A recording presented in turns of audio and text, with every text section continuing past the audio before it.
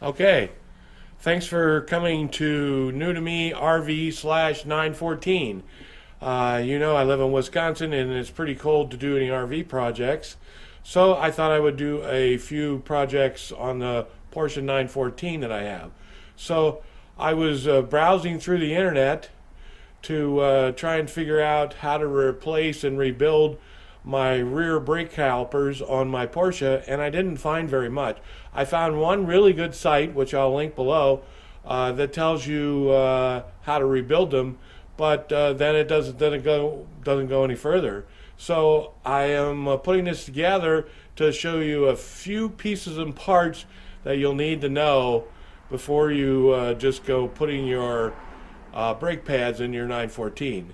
So I have the brake caliper, which I'm going to scan now. I have the brake caliper off the car, and you can see there is a little plug right here where I'm pointing, and that plug needs to be removed so you can gain access to the screw that's behind it so that you can adjust your distance between the brake pad and the rotor. So there's also one, and I'm going to flip it over. There's also one right here, and that adjusts the outer pad. Well, the outer one is pretty easy to get to on the car, but once the caliper is installed on the car, there is no distance here to get an Allen key in there to adjust it. And I'm going to take you over to the car and show you what Porsche's solution is. So there is a hole. Let me see if I can get some light shed on it. There is a hole in the trailing arm, and that hole is there so that you can gain access to adjust it. And they say that you can, remove the cap and go ahead and do the adjustment to the inside caliper and then put the cap back on. Yeah, well, I tried that. It didn't work out very good. So what I ended up doing is I ended up going and doing the adjustment with that screw cap off, taking the caliper off, putting the screw cap back on, and then putting the caliper back on, and then at least the inside brakes were adjusted. The outside, like I say, is something that's easy enough to do. So I put the cap back on, as you can see, and I'm ready to put the brakes back on to the car, which I'll do in a subsequent video. Realize that these pistons, the front and the back, can't be put in easily enough if you're putting on new pads. You need to adjust these to the new pads, and unfortunately you can't gain very good access to this part right here. The outside is no problem because you can reach that, but if you're putting new pads in this caliper, which I'll show in part 2 of this video, you'll be able to more understand what I'm talking about. So anyway, this is part 1 of 2 parts of me putting. I actually overhauled the brake caliper, and I'm going to put new pads on. So stay tuned for part 2.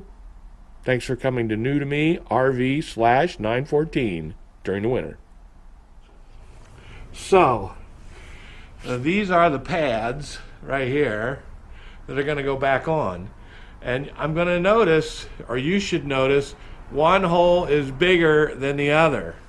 So these pins that you install, one is bigger than the other, as you can see. The big one is the one that goes on top, and the small one is the one that goes on the bottom. So whenever you install your brake pads, don't install them upside down or backwards because they only fit one certain way.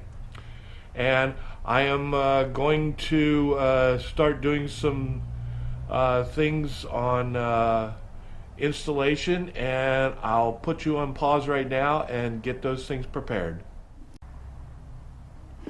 So there is no real easy way to show you, but you can see where my finger is pointing.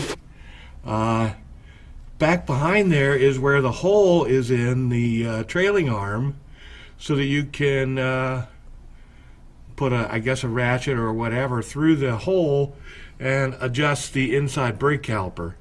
Well, I didn't have much luck with that, so I adjusted the brake, the inside where the shoes are going. I adjusted that, and now I'm putting the brake caliper back on, and hopefully I'll film the next part. I'm going to reattach this line right here back to the caliper. Of course, that's where the brake fluid comes in, and then I'll film the next part. So hold on.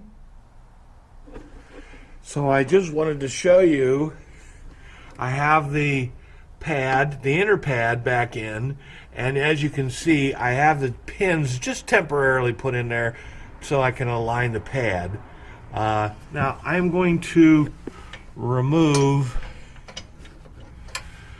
this is the top pin, and as you can see, there is a hole in it, and this hole is what you put one of these pins in, and that's what holds the line installed. And I'm going to remove these pins temporarily so that I can install the outside brake pad, and then I'm going to show you hooking up the emergency brake cable, and gosh, that's pretty much it except for bleeding the brakes. Put the camera on my head, and I want to show you a couple things. These bleeders right here are 7mm, and the brake line is 11mm. And as you can see, let me take you off my head. As you can see, I have the brake pads in place with the tensioner in place and the two little holders in place, and I am still able to rock the rotor, and we still have to install the pin back in the emergency brake lever, which is right here, and it's a, let's see if I can find it. It's a standard pin with a clip, and the clip kind of looks something like this, and let's see if I can find a pin.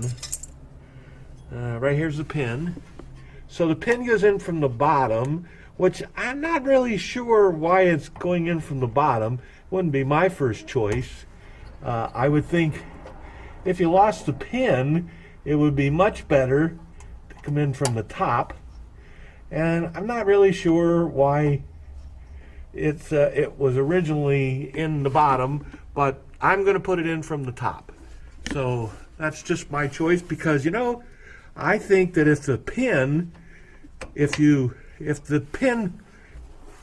this little clip became dislodged or lost, the pin would still be in there. But hey, that's just me.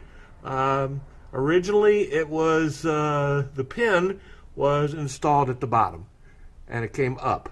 And that maybe that way you could see the clip better. I don't know. I'm not installing that way. So to each his own. Okay, I'm going to put the camera back on my head, and we're going to show you the last part. So this is a 13mm wrench. It's going to go on this nut. I think this is a 4mm Allen key. It's going to be what we're going to be using to adjust the thickness. And this is an 8mm that's going to go in between the pad so that we can adjust the tension. So this is what Porsche says is 8mm. So and it's pretty close. And we're still being able to turn the rotor. But you need to realize the outside, this part here, is counterclockwise to tighten, and the inside is clockwise to tighten. And you need to make sure you understand that.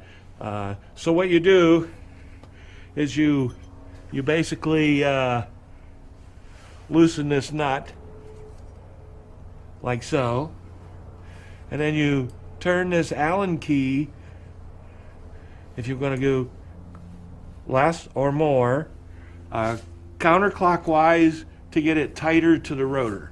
So I'm going to put this in here,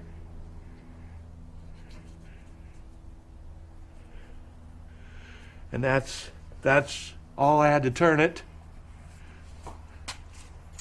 Then I'm going to hold on to the Allen key and tighten the lock nut.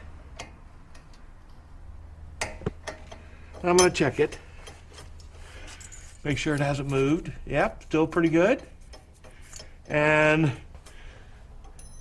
other than bleeding them out, your rear brakes are installed. New pads, ready to go. So I hope this was informative for you. I hope it answered a couple of your questions. I'm going to take this off my head. And that was the installation of the rear brakes, brake pads, and I overhauled the brake caliper. So anyway, keep in tune. New to me RV/914, because it's winter time and there are no RV projects.